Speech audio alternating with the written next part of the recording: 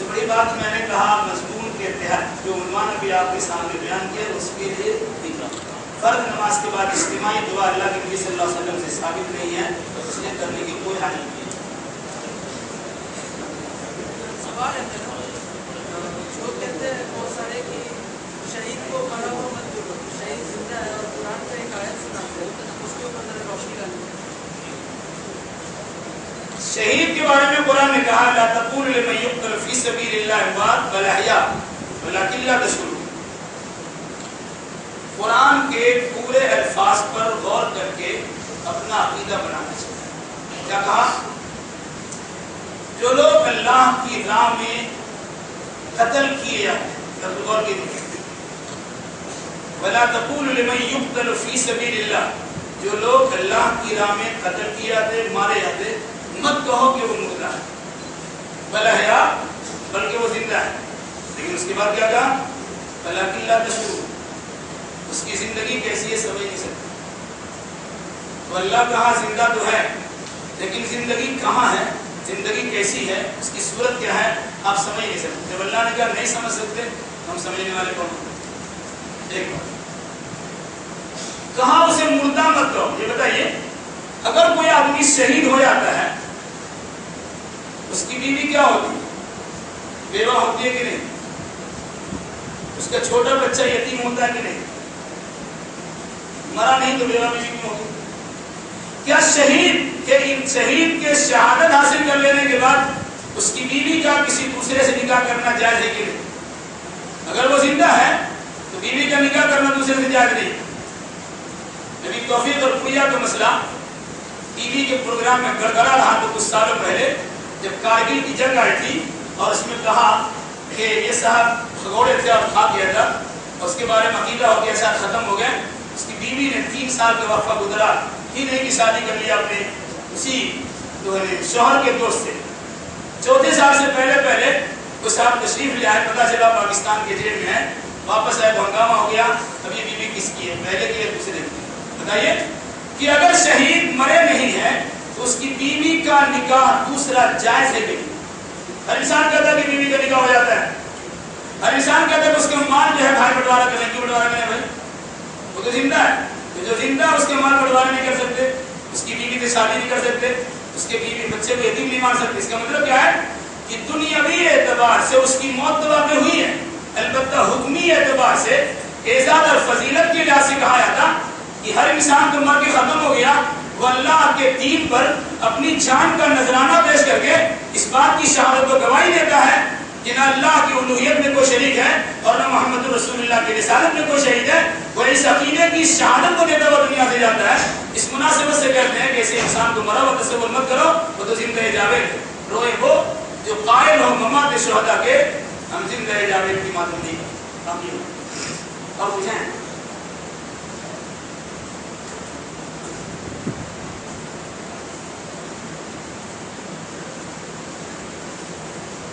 اللہ کی قربت حاصل کرنے کے لیے اس کا وسیلہ تلاش کرو، سورہ بقرہ۔ بھول آپ سے ہوئی وابتغوا الیہ الوسیلہ، سورہ مائدہ کیا ہے۔ اگر آپ بعد میں آئے ہیں تو میرا قصور نہیں ہے۔ آپ نے کہا اس آیت کو سمجھنے کے لیے رسول کی تفسیر کیا ہے؟ تفسیر میں اس سے پہلے کر چکا ہوں اور آپ دیر سے آئے ہیں تو میرا قصور نہیں۔ اللہ کے نبی صلی اللہ علیہ وسلم نے اس آیت کی تفسیر کیا ہے کی ہے، بلکہ قرآن نے اس کی کیا تفسیر کی ہے تو رب یاد رکھیے یا ایھا الذین آمنوا اتقوا اللہ وابتغوا الیہ الوسیلہ وجاہدوا فی سبیلہ لعلکم تفلحون۔ اس آیت کے ہر جملے پر غور کریں۔ اے ایمان والو، اللہ تک پہنچنے کے لیے وسیلہ تلاش کرو، اللہ تک پہنچنے کے لیے ذریعہ تلاش کرو۔ سیڑھی پہ جائے گا، چھت پہ جائے گا، سیڑھی سے جائے گا، سیڑھی کا راستہ معلوم ہے۔ ہمارے اللہ تبارک و تعالیٰ بھی جانا ہے تو وہ سیڑھی کون سا ہے جہاں تک جس کے ذریعے سے آپ وہاں پہنچیں۔ اس کے بعد یہ اللہ نے کہا وجاہدوا فی سبیلہ، اس کی راہ میں جہاد کرو، یہ وسیلہ ہے۔ اللہ تک پہنچنے کے لیے، اللہ کی قربت حاصل کرنے کے لیے جہاد فی سبیل اللہ چاہیے۔ کیسے؟ جب نذرانہ جان پیش کریں گے تب تو جنت میں جائیں گے۔ شہید اللہ کا قریب بن جاتا ہے، جنت میں اس کی روح کو سبز رنگ کے پرندے کے قالب میں ڈھال کے چھوڑ دیا جاتا ہے کہ جاؤ کھاؤ پیو موج مستی کرو، وہیں آرام سے رہو۔ غربت کیسے حاصل ہوگی؟ جاہدوا فی سبیل اللہ، جہاد کیجیے۔ اگر اللہ تبارک و تعالیٰ نے شہادت نوش فرما دیا تو آپ شہید ہو گئے، قریب پہنچ گئے، اور اگر اللہ نے ویسے غانماً سالماً آپ کو محفوظ واپس کرا دیا تو مجاہد ہو۔ کہا جاہدوا فی سبیل اللہ کی راہ میں جہاد کرو۔ اس کے بعد کیا؟ تاکہ تم کامیاب ہو سکو۔ گویا اس آیت میں اللہ کی قربت حاصل کرنے یا اللہ تک پہنچنے کا جو وسیلہ بتلایا گیا وہ در حقیقت جہاد۔ اب اس کو کہہ سکتے ہیں واؤ کو اگر واؤ تفصیلیہ مان لیا جائے، اے ایمان والو ڈرو اللہ سے اور اللہ تک پہنچنے کے لیے وسیلہ تلاش کرو، یعنی اس کی راہ میں جہاد کرو۔ مسئلہ ہی صاف ہو جاتا ہے۔ جہاد کتنے لوگ کرنے والے؟ جہاد کا نام سننے کے بعد آپ کے پیٹ میں درد ہوتا ہے، اس کے دماغ خراب، پتہ نہیں کیا ہوتا ہے۔ یاد رکھیے گا جہاد بڑی اہم چیز ہے۔ من مات ولم يحدث به نفسه مات على شعبۃ النفاق۔ جو انسان جہاد نہیں کیا اور جہاد کا خیال اس کے دل و دماغ میں نہیں گزرا، مر گیا تو منافق ہو کے مرے گا۔ لیکن جہاد کا مطلب یہ نہیں ہے کہ کچھ بھی نہیں کیا اور بم بلاش کر دیا۔ یہ حماقت ہے، یہ خودکشی ہے، یہ شیطانی ہے، یہ دہشت گردی ہے۔ اسلام کا اس سے کچھ لینا دینا نہیں ہے۔ جس قوم کے ساتھ آپ جہاد کریں گے اسلامی اصول کے مطابق پہلے اسے دعوت دیجیے، تبلیغ کیجیے، حجت تمام کر لیجیے، پھر بھی کچھ کرنے کی ضرورت نہیں ہے۔ اگر وہ آپ کی مخالفت کرتے ہو، آپ کے راستے میں روزے اٹکاتے ہو، آپ سے برسر پہنکا اور پھر اس سے آپ لڑیں، اگر وہ اس کا نظر توڑ دے کچھ کرنے کی ضرورت نہیں ہے، ہم سیڈ ہوتے ہیں تو لا الہ الا اللہ، زبردستی کسی کو حملہ نہیں کر سکتے۔ اور یہ معاملہ رہا کہ کہیں کچھ ہوا اور بیچارے پبلک کو پریشان کر دیا، اسٹیشن پر ایک بم بلاسٹ کر دیا، عام پبلک سیدھے سادھے بیچارے مارے گئے، اور اب سمجھتے ہوئے جہاد کر، یہ خودکشی بھی ہے اور ساتھ ساتھ دہشت گردی بھی ہے۔ اسلام کا سے دور کا بھی واسطہ نہیں۔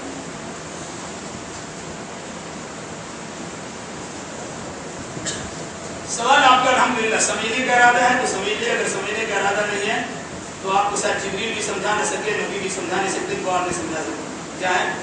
لیلۃ القدر کے رات میں عبادت کرنا ہے، کیا اس رات میں تقریر یا خطبہ کرنا قرآن و حدیث سے ثابت ہے؟ سوال الحمدللہ اچھا ہے، اگر جذبہ سمجھنے کا بڑی اچھی بات ہے۔ عبادت کہتے کسے؟ صرف تسبیح کے گانا گٹگٹانے کے نام عبادت ہے؟ عبادت کس کو کہتے ہیں؟ دینی مجلس کا قیام عبادت، قرآن و حدیث کا درس عبادت، قرآن حدیث کی تشریح عبادت، مسئلے مسائل بتلانا عبادت۔ اب دیکھیں کہاں سے یہ بتاتا ہوں۔ رسول اکرم صلی اللہ علیہ وسلم نے 3 رات نماز پڑھائی، 23ویں، 25ویں، 27ویں۔ 25ویں تاریخ کو آپ نے آدھی رات تک نماز پڑھا، اس کے بعد کہا جاؤ صحابہ نے کہا لو نفلتنا یا رسول اللہ، اے اللہ کے نبی اور بھی کچھ نفلی عبادت کرا دیتے اور نفل پڑھا دیتے۔ یہ سوال تھا کہ نہیں؟ آپ نے اس کے کیا جواب دیا؟ من قام مع الامام حتى ينصرف كتب له قيام الليل۔ جو انسان امام کے ساتھ قیام اللیل کیا وہ اس نے پوری رات عبادت۔ آپ نے جواب دیا، یہ سوال و جواب کی مجلس اس حدیث کے خلاف تو نہیں ہے۔ اس لیے اگر دین کی باتیں سمجھے ایک بات ہم یاد کریں، عبادت شب قدر میں کرنا اچھی بات ہے ماشاءاللہ۔ مغرب سے لے کر فجر تک شب قدر ہے۔ جس بھائی نے سوال کیا ہے میں اسے گزارش کروں گا جواب مت دیجیے گا، لیکن اپنے حد تک آپ سوچ لیجیے گا کہ مغرب سے لے کے ابھی تک آپ نے کون سی عبادت کی، کتنا قرآن آپ نے پڑھا ہے، کتنے نوافل آپ نے پڑھے ہیں، کتنے ذکر و اذکار آپ نے کیا ہے۔ یاد رکھیے مغرب سے لے کے فجر تک عبادت کی جو بھی شکل ہوگی اس کو اپنانے کی اجازت ہے۔ ظاہر سی بات ہے کہ اللہ کے نبی صلی اللہ علیہ وسلم کے بارے میں آتا ہے کہ رمضان کے اخیر عشرہ میں پورے 10 رات اتنی عبادت کرتے تھے جتنی عام دنوں میں نہیں کرتے تھے۔ یہ بتائیے کہ 10 راتوں میں اللہ کے نبی صلی اللہ علیہ وسلم کھاتے پیتے تھے کہ نہیں؟ کھانا پینا تو نہیں تھا، وہ کیا کرتے تھے؟ اگر آپ نے اس نیت سے کھانا کھایا طاقت و توانائی کہ بندگی عبادت کریں گے، یہ بھی عبادت ہے. قرآن کی تلاوت عبادت ہے، ذکر اذکار بھی عبادت ہے، نوافل کی کثرت بھی عبادت ہے، تو دینی باتیں سننا سنانے بھی عبادت ہے. اس مناسبت سے آپ اس کی عبادت کی شرعی حیثیت سے انکار نہیں کر سکتے. رہا معاملہ انفرادی کا، انفرادی عبادت گھر میں بھی کر سکتے ہیں. اللہ کے نبی صلی اللہ علیہ وسلم نے اجتماعی عبادت کی ہے، 3 رات اجتماعی عبادت کی، اور چوتھے رات اب نہیں نکلے تو کہا خشیت ان تفرض علیکم، ڈر لگا کہ شاید تم پر یہ نماز فرض ہو جائے گی، اس مناسبت سے ہم نہیں نکلے، اپنے اپنے گھروں میں پڑھ لو. مقصد کیا تھا؟ اجتماعی عبادت کی جو کیفیت تھی اللہ تبارک و تعالیٰ کو اتنی زیادہ پسند آئی تھی کہ اس کے نتیجے میں فردیت کا خطرہ اور خوف پیدا ہو گیا. اس مناسبت سے علماء کی نزدیک بڑے بڑے علماء کرام موجود ہیں، پوچھ سکتے ہیں اس رات میں اس قسم کے بیانات، اس کا مقصد یہ ہوتا ہے کہ دین کی ترویج ارشاد کی جائے. عام نفلی عبادت کے بالمقابل علماء محدثین کے یہاں عام راتوں میں بھی دین سے شغف رکھنا زیادہ بہتر ہے. کہ آپ عبادت کریں گے تو آپ کا اکیلا کا فائدہ ہوگا، لیکن اگر کوئی انسان اس قسم کی مجلسیں سے جاتا ہے تو آپ کے اکیلے عبادت کے ساتھ ساتھ دوسرے لوگوں کے بے شمار فوائد ملتے ہیں. اس مناسبت سے اس میں کسی قسم کی کوئی حرج نہیں ہے. جامع سلفیہ بنارس کے مفتی صاحب موجود ہیں، دلی سے ہمارے ابوالکلام برکت ابوالکلام آزاد کے سیکرٹری صاحب موجود ہیں، اور اس کے علاوہ بہت سارے علماء کرام موجود ہیں. آپ سوال کر سکتے ہیں. اللہ آپ کو بھی ہمیں بھی صحیح چیز حاصل کرنے کی توفیق فراہم فرمائے. 2 منٹ کا وقفہ ہے، سوال کرنے دیں.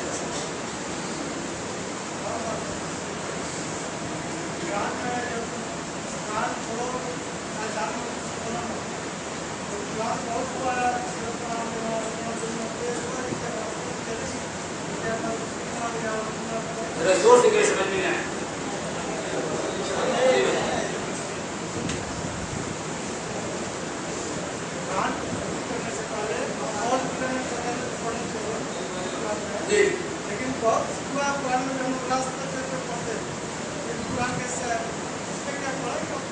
تلاوت کی غرض سے جب قرآن شروع کیجیے گا تو اعوذ باللہ من الشیطان الرجیم پڑھیے گا. دعا کی غرض سے پڑھتے ہیں، اس میں کوئی ضروری نہیں. سوال ہے کہ کوئی آدمی قرآن پڑھتا ہے اور قرآن کو پڑھنے کی جو نیکی ہے کسی دوسرے شخص کو اگر پہنچانا چاہے جو مر چکا ہے تو کیا اس کا ثواب پہنچتا ہے؟ اللہ کے نبی صلی اللہ علیہ وسلم اور صحابہ کرام سے اس کا کوئی ثبوت نہیں ملتا ہے کہ قرآن جیسی عبادت، قرآن پڑھنے جیسی عبادت کے ثواب کو کسی اور کے لیے بخش. یاد رکھیے گا عبادت کا معاملہ توقیفی ہوتا ہے، اللہ اس کے رسول کے فرمان و احکام پر موقوف ہوتا ہے. اگر کسی عمل کے کرنے کا ثبوت ہے غیر کے لیے تو آپ کر سکتے ہیں، ثبوت نہیں تو نہیں کر سکتے. حج بدل کا تذکرہ ملتا ہے کہ کسی مردہ کی طرف سے، کسی بیمار کی طرف سے، ایسے انسان جو نہیں پہنچ سکتا ہے اس کی طرف سے یہ عبادت کیا جائے، اس عبادت کے ثواب اس کو پہنچتا ہے. نماز جس طرح کسی کے لیے پڑھ نہیں سکتے ہیں اسی طریقے سے قرآن بھی کسی کے لیے پڑھنا چاہیں تو اس کو پڑھ کے ثواب نہیں پہنچا سکتے. کیوں؟ جس طرح قرآن کے نماز کے بارے میں آپ کہتے ہیں کہ نہیں پڑھ سکتے، اس کی وجہ کیا ہے کہ نماز سے متعلق ثبوت نہیں ملتا ہے. اسی انداز سے قرآن پڑھ کے ثواب پہنچانے کا حدیث و قرآن میں کوئی ثبوت نہیں ہے، اس لیے کسی کے لیے قرآن پڑھ کے ثواب نہیں پہنچایا جا سکتا.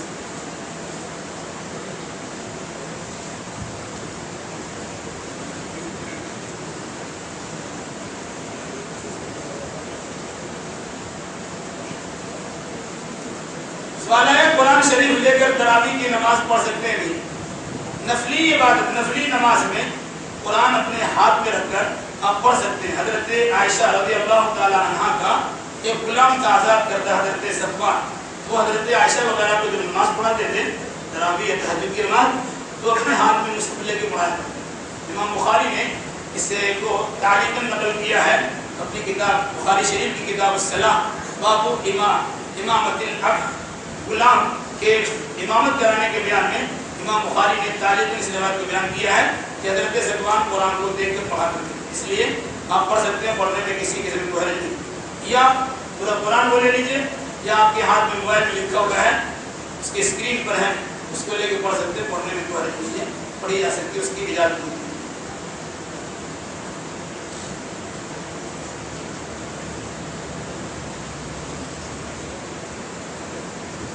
سوال پوچھیں